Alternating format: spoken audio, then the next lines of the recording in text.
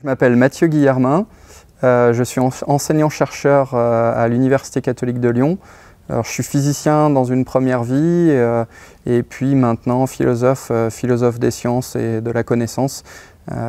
C'est plutôt ça dont je m'occupe maintenant et je travaille beaucoup sur les questions de philosophie et d'éthique des technologies et en particulier autour des questions d'intelligence artificielle.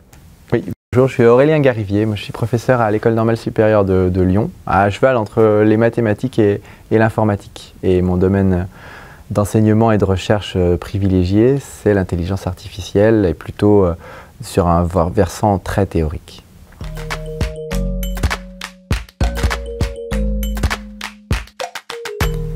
C'est vrai qu'on peut se poser la question, parce qu'en définitive, il s'agit simplement de programmer un ordinateur, une machine, tout ce qu'il y a de plus déterministe, tout ce qu'il y a de plus mécanique en définitive. Et il s'agit de la programmer pour qu'elle effectue des tâches qui sont des tâches qui nous paraissent intelligentes. C'est en ce sens-là qu'on parle de l'intelligence artificielle. C'est plus par rapport à la finalité dans laquelle on utilise une machine pour résoudre certains problèmes. Est-ce que c'est de l'intelligence humaine? Probablement pas. Est-ce que ça peut faire des choses que font les humains intelligents? Clairement oui. Et donc du point de vue du résultat, ça peut reproduire des liens entre on te donne des données en entrée, il faut que tu produises des données en sortie. Le lien est bon. Un humain intelligent aurait créé les mêmes liens entre ce qu'on pose comme problème en entrée et la solution en sortie. Ça peut paraître un peu magique qu'une machine soit capable de, je sais pas, de reconnaître des individus, de reconnaître des objets, d'interpréter des scènes, de parler, de créer du langage, d'argumenter, de répondre à des questions de façon pertinente. Alors qu'en définitive, derrière, ça reste strictement une machine, tout ce qu'il y a de plus mécanique. C'est dangereux de ne s'intéresser qu'aux résultats, en disant il y a intelligence quand il y a résultat intelligent. Pourquoi pas, mais on ne peut pas en tout cas réduire l'intelligence à ça. Il y a aussi intelligence quand il y a une manière de faire d'un certain type. L'intelligence artificielle, elle joue sur cette espèce d'ambiguïté depuis le début. Elle s'appuie simplement sur des objets qui sont tout ce qu'il y a de plus mécanique et elle crée à partir de ça des choses qui semblent dépasser clairement le strict matériel. Je pense qu'il faut avoir en tête que ça reste totalement une suite d'opérations mécaniques qui s'opèrent sur des machines qui, quand on les éteint, ne font absolument rien. Et par contre, effectivement, ce sont des machines auxquelles on arrive à faire des tâches qu'on n'aurait pas cru possibles il y a encore pas si longtemps. Connaître, c'est pas juste dire des choses vraies. C'est pas juste donner la bonne réponse, c'est la donner pour des bonnes raisons. L'intelligence artificielle est une forme d'intelligence très différente de la nôtre, mais quand même qui questionne notre propre intelligence. Après tout, on peut se dire que ce qu'on croyait être pendant des millénaires, quand même le propre du divin quasiment. C'est-à-dire quelque chose qui dépasse la simple existence matérielle. En réalité, peut quand même être au moins reproduit par des formes purement mécaniques. Et ça, c'est vrai que c'est troublant et que ça pose aussi question.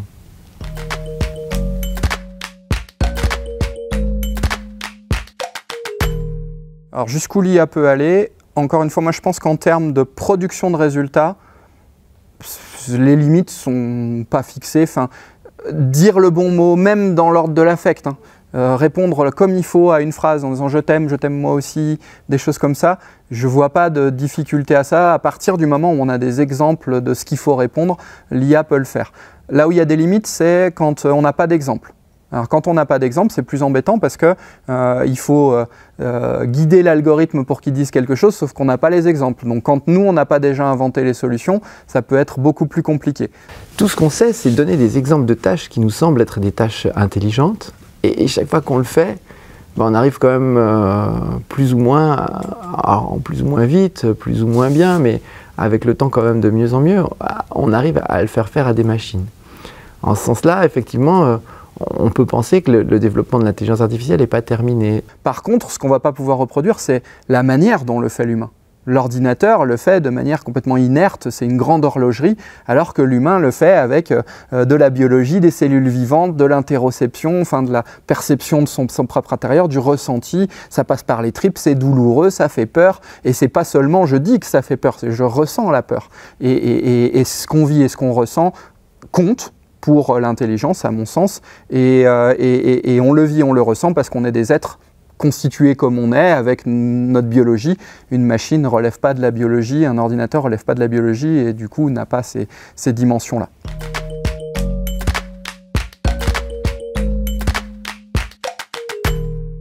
Déjà, l'IA, il faut voir que c'est une étape supplémentaire dans un processus de numérisation progressive, c'est-à-dire dans le fait d'obtenir de l'aide de machines, et en particulier d'ordinateurs. Cette évolution, on peut la regretter, on peut être enthousiasmé, on peut la craindre de manière générale. Tout ça est très légitime. Chaque fois qu'un outil nouveau apparaît, il effraie, il suscite une réaction de vif rejet. Et là, je pense qu'on est un petit peu dans le même cas de figure. On a quelque chose de nouveau qui offre effectivement des possibilités de tricher, de créer des faux, de mentir, beaucoup de risques qui sont évidemment associés, mais pas que. Il y a quand même énormément d'espoir autour de la médecine, autour de rendre certaines tâches pénibles plus simples aussi pour les êtres humains. Enfin voilà. Donc, on est dans une étape nouvelle, mais pas dans une révolution totale. Il n'y a pas de solution de continuité. Et il y a évidemment un souci à maintenir de savoir ce qu'on fait. À travers le numérique, on voit bien que nos vies ont considérablement changé parce qu'on délègue quantité d'opérations qu'on ne veut plus faire ou qu'on ne veut plus que vérifier ou des choses comme ça. Et peut-être que là, on arrive dans la phase où il va falloir commencer à se dire est-ce que finalement, sous prétexte que la machine peut le faire, c'est souhaitable qu'elle le fasse parce que ça prend peut-être trop de place. Ça va nous empêcher d'apprendre. Si à un moment, on fait plus que des résumés, on va plus lire nous-mêmes les livres, c'est possible, ça nous décharge de la nécessité de lire un livre, mais le fait que ça soit possible, est-ce que ça veut dire que c'est souhaitable? Parce que là, ça va nous transformer, on le voit bien en profondeur. Alors ça, c'est un petit peu caricatural, mais on peut imaginer complètement perturber les relations humaines, parce que maintenant, on a des algorithmes qui sont convaincants. Ils se comportent comme des humains, ils donnent le change, et ça, c'est possible, du coup, de donner de la compagnie, entre guillemets, à une personne isolée avec ça, mais est-ce que c'est souhaitable ou est-ce que c'est autre chose? C'est un petit peu le dilemme de la technique depuis le début. Est-ce qu'on doit faire tout ce qui est techniquement possible? C'est pas sûr. En même temps, c'est dur de résister. À partir du moment où les choses sont possibles, c'est quand même très dur de résister à la possibilité de les faire.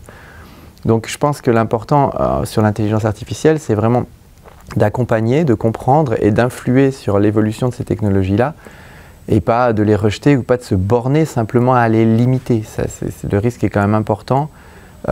Qu'on se contente de réglementer et de devenir les champions du monde de la régulation, alors qu'il y a quand même des choses vraiment positives et enthousiasmantes à faire avec l'IA.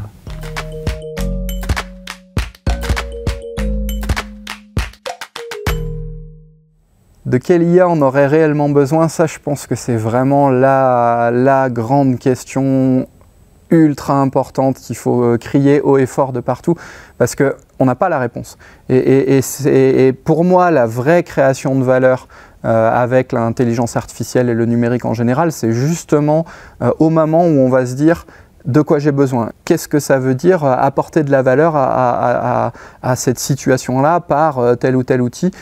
C'est vrai que l'IA, on met sous un nom unique un certain nombre de techniques, de disciplines, de savoirs scientifiques qui sont en fait assez différents les uns des autres et puis qui n'ont pas tous le même intérêt depuis le début. Il y en a qui honnêtement ont été un petit peu mis au placard par d'autres. Et du coup, voilà, ce qui a marché, c'est l'apprentissage automatique et même certaines formes d'apprentissage automatique particulières qui se trouvent être beaucoup plus efficaces que ce qu'on pouvait attendre pour certaines tâches, pour un nombre de tâches qui n'est pas infini non plus, hein, effectivement. C'est savoir reconnaître des choses dans les images, premièrement. Deuxièmement, effectivement, tout ce qui est traitement automatique du langage, savoir interpréter, générer du texte. Et puis le raisonnement stratégique à travers l'apprentissage par renforcement, la capacité d'établir une stratégie pour obtenir un but. Et la combinaison de toutes ces choses entre elles. Voilà, on en est là.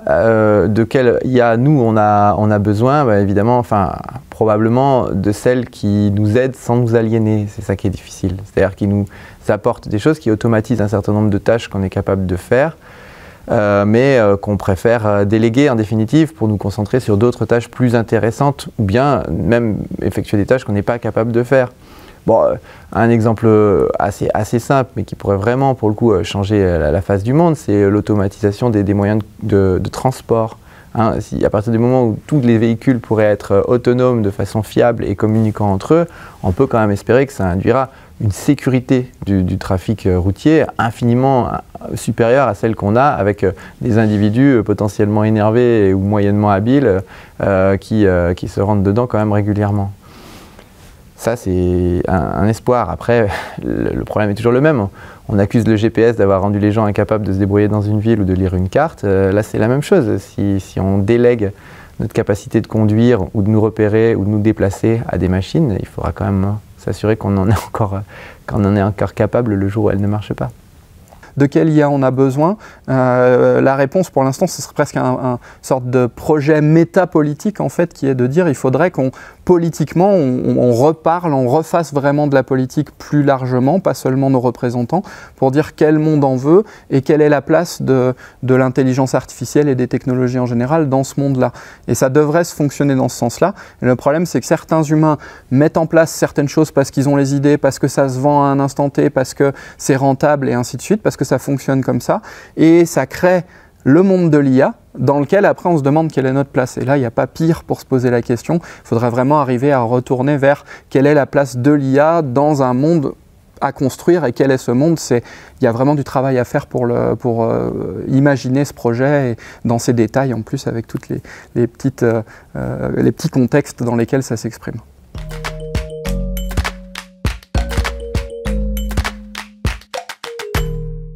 C'est vrai que la question se pose très différemment à ces deux niveaux-là. Au niveau collectif, clairement, effectivement, l'approche européenne, qui est une approche quand même de régulation assez forte, est pertinente. C'est une forme de principe de précaution qui est non pas là pour brider l'évolution et l'innovation, mais qui est là pour lui donner justement un cadre sûr dans lequel elle pourra se développer sans être à la fois rejetée par la population d'un côté, ou bien présenter des risques qui s'avèrent au final complètement démesurés et devoir être interrompus.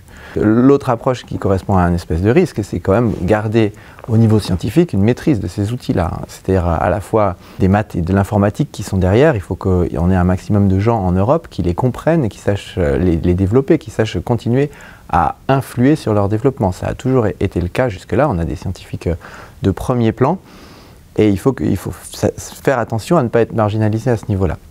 Sur un plan plus individuel, c'est assez important, là aussi, de ne pas se laisser dépasser, ce qui peut arriver. Je veux dire, et je pense que c'est une bonne pratique quand même, même si on n'en est pas enthousiasme, technophile, etc., de pratiquer la chose, de régulièrement se demander comment utiliser l'intelligence artificielle et de le faire effectivement pour résoudre des petites tâches du quotidien ou pour se simplifier la vie, parce que voilà, c'est aussi en pratiquant qu'on saura trouver les bons usages. On a aussi toute cette possibilité de donner du temps pour faire de la politique ensemble, pour penser notre monde, on en veut quoi, comment on veut être, qui on veut être demain, et du coup donner des lignes directrices plus claires pour la politique, pour nos représentants politiques de manière générale, pour qu'après ils puissent aussi avoir des régulations qui seront plus efficaces, qui ne seront pas seulement des « attendez, nous on est les puissants, les sachants, on va réguler », mais qui est aussi en disant bah, « nous on est tout le monde et on a quand même un peu des orientations, des attentes, des consciences des sujets, et donc on va donner cette possibilité de pression politique sur l'ensemble pour essayer de piloter tous ensemble un petit peu mieux tout ça.